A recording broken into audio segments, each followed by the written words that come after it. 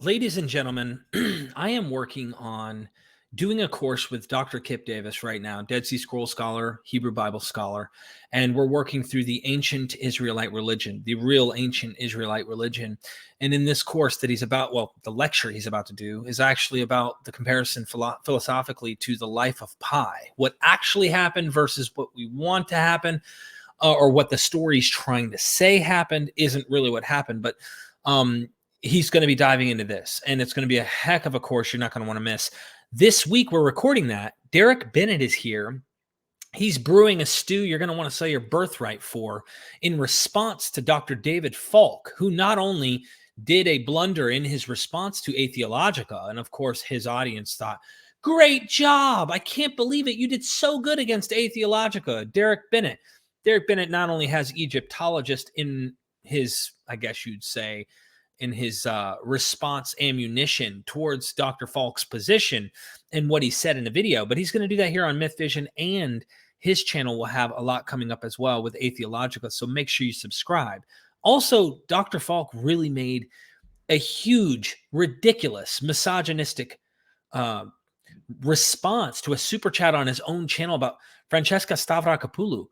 And like, Francesca is not only brilliant and very well spoken, but he literally made a point that she is only special because of her appearance, that she's a beautiful woman, and that they measure her by her cup size, not because of her scholarly work that he finds atrocious, which is just scholarly consensus, as Daniel McClellan points out in his video response. Go in the description, see that 6 or so 7-minute video where he's responding to David Falk in what he's saying. So not only does Derek Bennett, while he's brewing up his response to Dr. David Falk, who's an Egyptologist and not a Bible scholar, he is going to be using Egyptologists to point out where David Falk is wrong in his own field. Now, I don't know if David Falk has actually studied all the way through the Hellenistic era into the Common Era and how Egyptian mythology and their belief system, if you will, has evolved over time and how much impact it may have had in the Mediterranean world of this period. Obviously, Hellenism co-opted much of the Egyptian stuff. But Derek Bennett is going to be doing a PowerPoint presentation showing you some of the faults, some of the things that Dr. Falk got wrong.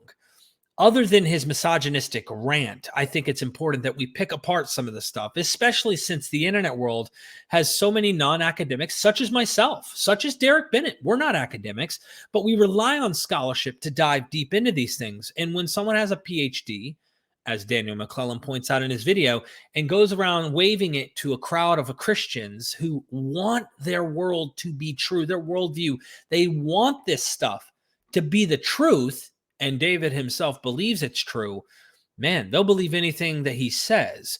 And he's said quite a bit of things lately, so we'll be doing some responses to that. Michael Jones from Inspiring Philosophy has also done a video going at the dying and rising God motif, particularly at mythicists and, of course, skeptics.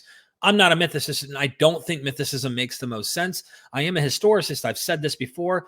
I'm happy to repeat myself, and maybe I'll write an article actually spelling out why, to me, the most clear position is there was a historical Jesus. I understand why mythicists think there may not have been, or some actually say there wasn't one. The all or nothing mentality needs to go with that kind of camp. But I either will do a response video, maybe I'll do that anyway, or maybe a conversation with Michael Jones himself will take place here on MythVision. So we're responding to David Falk. Derek Bennett will be doing that here on MythVision. We're going to be responding to Michael Jones from Inspiring Philosophy. The reason I'm making this video and not actually doing the response is because we're in the middle of recording a course. Dr. Kip Davis is upstairs eating his lunch, and he's coming back down to continue the course. We're going to be doing side recordings, all sorts of stuff. Derek Bennett's working on his presentation to respond to David Falk, one thing at a time. I'm guaranteeing you we're going to respond to also Michael Jones, whether it's in video format or on the channel. And this morning, Michael Jones said he'd be happy to have a discussion on MythVision with me, and I'd love to have that, because I find what he did in that video, while I understand what he did, and I get it's easy to analogize or look to a parallel of something and go, hey, it still doesn't prove or disprove the historicity of something that's later. We're going to have to get into the details on this so you can understand why MythVision takes their conclusion. And my hope in that dialogue, because me and Michael get along, we're buddies. I mean, we may disagree till the cows fly, okay? Meaning we'll never agree on certain things. But I can tell you this much. I think if we have a dialogue, my hope in that isn't to convince everyone in the world. People enter these kind of conversations tribalistically. My position's right, your position's wrong, your position's wrong, my position's right. My own hope is that at least in the end, Michael Jones will understand, not agree with, not conclude. I don't expect him to. That's never been my goal. People usually don't do that. People usually don't, from a conversation, just mid-conversation, change your mind and join your team. Not my goal. Is just so he understands and can walk away and go, okay, I get it. I don't agree with the conclusion. I do believe Jesus rose from the dead. I get it. However, I understand why you take this route and why this makes sense to you the way you take it. And I hope that the same can be said of him to me.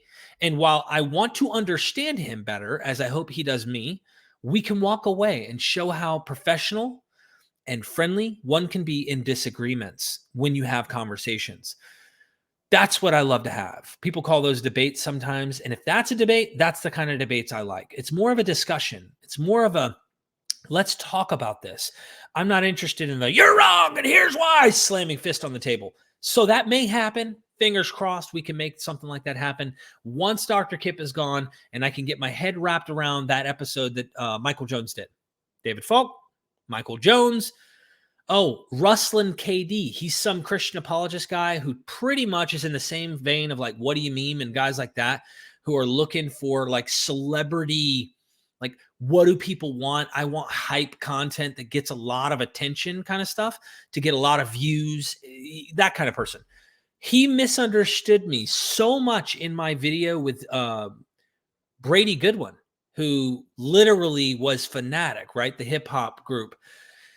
That I feel like maybe I'm going to do a response video just to show how bad he actually understood me and took me out of context in a recent video that he was critiquing Brady on. Most of that video was a critique of me. He took me out of context so bad that either he purposely was being deceptive to literally give this to his audience that is like wanting to milk him in and like, yes, please say something about this. Yes, screw those guys. I don't even think he realizes who I am. He called me MythVision, not MythVision.